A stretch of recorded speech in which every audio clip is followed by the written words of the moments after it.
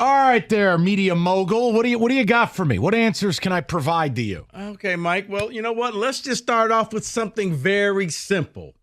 Where will Bill Belichick land? I have no holy clue. I mean it. I know what I'm rooting for. I would root for radio. Put him in Dallas. Let me see him and Jerry Jones in the same room. But I would think an interesting place, too. The Chargers is primo because of Herbert. Now, they've interviewed Harbaugh. Do your thing. You want to invite that into your building. What about Atlanta? Arthur Blank will give you the power. You can rock and roll. There are pieces there. Heck, I don't know. He left Arthur Smith alone for an entire year and just said, you know what? I don't care how you play with your toys. Right. But you're not going to come back next So year. I would say those two. But honestly, I really don't have an idea. I think it's a very tough fit because Bill has operated as the entire football department of the Patriots. Nowhere would be in their right mind to offer him that after he drove it into Middle Earth post-Brady. We just finished talking about Jim Harbaugh. Is he in the NFL or is he in college next season? If it's the NFL, I think it's the Chargers. But I don't have that answer because you are talking about a completely unpredictable man and then a completely morally bankrupt university. Because I half expect them to put into his contract, Jim, you could kill someone and we won't suspend you. He killed somebody in Times Square clause. Right, exactly. Hey, you killed the urban cowboy. Rico, I really don't know. If he goes, though, the Chargers seems to be, from the betting odds, they would be the fit. And if he doesn't go to the Chargers, he would somehow come back on an immunity clause at U of M. David? I think his hiring of his agent, Don Yee, tells me he's going to the NFL. Yeah, but David, he said he didn't want this to be a yearly occurrence. Liar. Next year, will the Lions have to hire one or two new coordinators? One. Ben Johnson's for certain gone. I just don't think Aaron Glenn's going to get that kind of traction. He's got 4 interviews lined up. Aaron Glenn has 4 interviews lined up so far. Yeah, I know. He says it's going to take every one. That's fine. Okay. I'll be surprised if he gets hired. It's very difficult with that defense to go, yes, this is my architect. Ben Johnson, come on, man. That offense has been top 10, now top 5. Just don't watch the third quarter.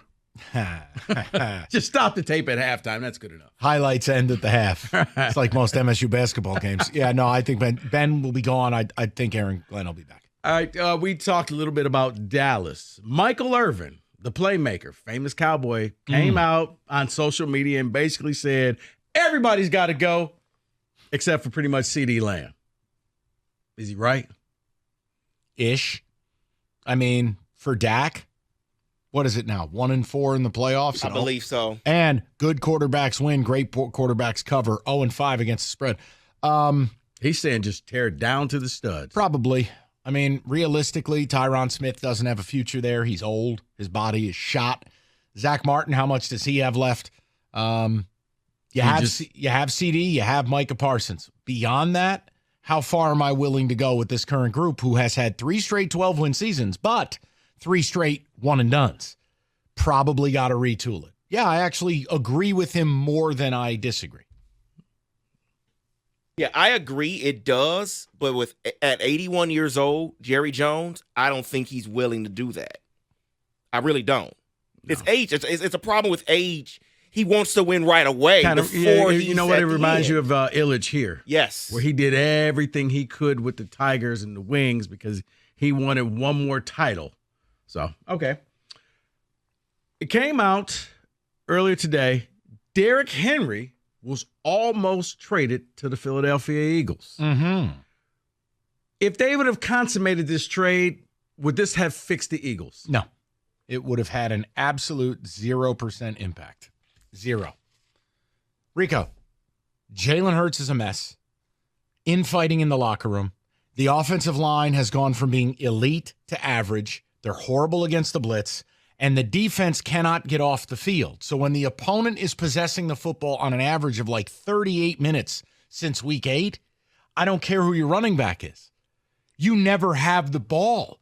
I mean, the Eagles are on the field for 80, 85. I think in the Bills game, they're on the field for 93 snaps. No, I don't think it would have changed a thing. Why, David? because you don't pay running backs. Bam! But you draft them because they one came here. And then you dump him in the river. But if he's there, ball control. No. Out. Okay. All right. For the divisional playoff games, who's the wild card team that can win? I mean, the underdog team that can win. Just flat out win. Okay, so are we doing the cop-out where it's like, well, the Chiefs are 2.5-point dogs, therefore them? Or do you want the biggest bomb? No, the one that if you know your life depended on it, I'm picking this team, this underdog, to flat out win the game on the money line. Who would that team be? I mean, you'd have to say the Chiefs. The rest of them are all touchdown or better dogs. Now, if you're like, Mike, which big underdog would be the one? That's a different question. I mean, I'll say Chiefs because I don't want to hear a receipt segment in 3 months. Yes, no receipt segment. I know you. This you're is not, Wilson the volleyball. No, I know you. This isn't a receipt segment. This is just okay. So who's the big upset then? Honestly, between the Bucks, Texans, and the Pack, Bucks. I mean, a rookie QB's not going into Baltimore. And I already told you, you guys are my favorite pick of the week. I think the Packers are going to get murdered. And while I don't think the Bucks are going to win, yeah, I mean, they can slow down your running game. They did it in the first matchup. They got the elite receivers to cut you apart in the secondary. What if Goff gets pressured by Todd Bowles' blitzes and we get a couple of turnovers happening? I'm just, you want me to build a pathway? There's your pathway. Oh, by the way, shout out Tampa Bay media. Wait. Hold. That's coming up, Mike. Oh. Hold on. Okay. I got one more question before we get to that. But you know what? We're there already. Mike, how would you have answered this question? Mike, how would you answer that question? We play at one problem. They play indoors. Todd Bowles handled it like a champ, like a true professional, and just kind of was like, well, we'll only be outside for about 20 seconds. They play in a dome. But Coach Valenti, how would you have answered that? I'm not going to dignify that with a response. Next question. Mike Tomlin, you just walking off? I mean, how do you even... I mean, it's just proof they'll credential anyone. All right. Up next, a question from Kenny Cott, 13 beers deep. That's the frost. I mean, honestly, come on. How can you ask a coach how you're going to handle the elements? They play in a dome. See, I probably would have just, if I was sitting there in the press conference, just tugged on her. No. Just stop with the question. I'll explain to you later. You don't want to become a meme right now. Yeah, just let that go. Next question. David? Oh, yeah, I probably would throw a chair at her. You would. David, no, I wouldn't. I'm just playing. There's a difference in sound effect and then actual correct. Verbalizing of said sound effect. I wouldn't respond well, I'll tell you that. Before I say something, I'm probably rolling my eyes looking at somebody like, is this real? Okay. All right. That is your NFL Blitz 97.1.